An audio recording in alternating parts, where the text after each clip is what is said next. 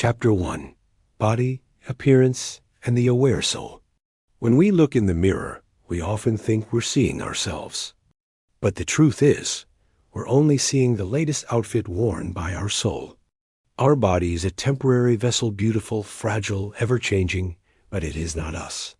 This misunderstanding, that we are our body, has shaped much of human suffering. It drives discrimination, racism, classism, vanity, and self-hate. We look at someone's appearance and assume we know who they are. We look at our own reflection and forget who we've been. But what if the soul chooses its body each time for a reason? What if every race, gender, ability, or limitation is not random, but a choice made by a conscious soul evolving through experience? The soul is not the body.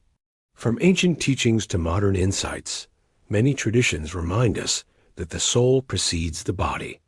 In Hinduism, the Bhagavad Gita says, "As a person puts on new garments, giving up old ones, the soul similarly accepts new material bodies, giving up the old and useless ones." In the Quran, it is written, "You were lifeless, and he gave you life. Then he will cause you to die, then restore you to life, and then to him you will be returned." Squared. And in Christianity, the Apostle Paul describes the body as a tent, a temporary shelter for the eternal being within. Cubed.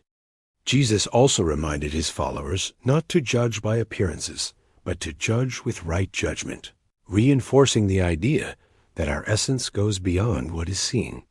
This suggests that the soul is not only older than the body, it is wiser. It chooses certain conditions, challenges, and physical forms as part of its evolutionary journey. Differences are lessons. A child born with blindness may be carrying a soul that once took sight for granted. A soul that once judged others by looks may choose to experience life in a body that is judged. Someone born into poverty may be learning the humility that eluded them in a past life of wealth.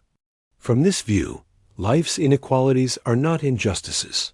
They are personalized classrooms. That does not mean we should stop fighting for justice in this life. Quite the opposite.